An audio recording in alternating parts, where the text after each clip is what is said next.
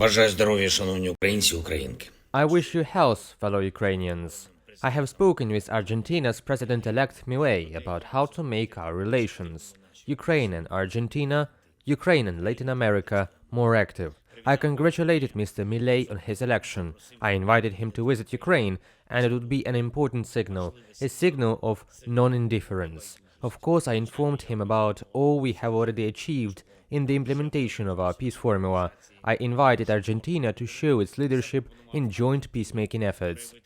A regular meeting in the Ramstein format was held, the 17th one already. There are also new packages of support for Ukraine, for our warriors. These include shells and missiles, electronic warfare and drones, new capacities for our air defense. A corresponding coalition has been established, the Air Defense Development Coalition. The leaders in its organization are Germany and France. I'm grateful for this leadership. I'm also grateful to every country that participates in these efforts, which enable our cities and villages to be more protected from Russian attacks. Not everything can be said publicly yet, but Ukraine's sky shield is getting more powerful literally every month. In the near future, I expect Defense Minister Umerov to report on the results of this Ramstein. I held a meeting today on the European and Euro-Atlantic integration, on what needs to be done now, by mid-December, for the European Union to fulfill its promise to start negotiations with Ukraine in response to our progress, to the fulfillment of all the recommendations of the European Commission. At this meeting, we also discussed how we are moving forward in our relations with NATO, in our integration into the alliance. It was a fairly broad group of participants, all the sectors involved, all our institutions we expect activity from. The chairman of the Verkhovna Rada of Ukraine, the Prime Minister, the relevant Deputy Prime Minister, the Minister of Defense, the Minister of Foreign Affairs, the head of the office and his relevant deputies, as well as the Chief of the General Staff. First of all, we discussed the transition of our defense forces to NATO standards in various spheres.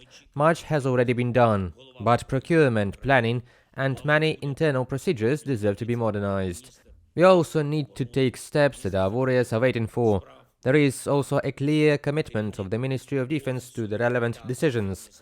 There is also good, meaningful communication with partners in the alliance. We are truly working together to further strengthen our Euro-Atlantic community.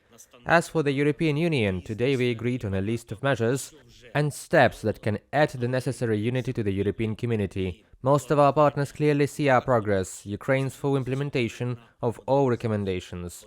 We are also implementing now what we could have done closer to spring, according to the agreed plans. Everyone in the EU needs to see how serious Ukraine is, how clearly we are doing what is required. And one more thing.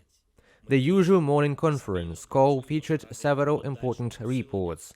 The work of our export corridor has yielded positive results, with almost 5.5 million tons of cargo already shipped, Africa, Asia and Europe, from Spain to China. I thank everyone who ensures safety in the Black Sea and who works in our ports. We also had reports from the military on the situation on the front line. In all those areas where it is particularly difficult now, the Kupiansk, Bakhmut, Avdiivka and Marinka sectors, I thank each of our soldiers, sergeants and officers whose resilience is now protecting the whole of Ukraine, each of them who is destroying the occupiers with power and courage. The 14th, 53rd, 110th separate mechanized brigades, and the 57th and the 59th separate motorized infantry brigades should be especially recognized for their results these days. Warriors, I am proud of each of you. I am grateful for your strength. I thank everyone in our society who helps the defense forces, who works to make the whole country stronger, and who does not forget that the success of Ukraine is the success of people's resistance, people's defense, our maximum unity for the sake of defense and freedom for the whole of Ukraine, for all Ukrainians. Anyone who adds to Ukraine's confidence, anyone who adds to Ukraine's results, adds to the guarantees of our independence as well. Glory to Ukraine. Слава Україні!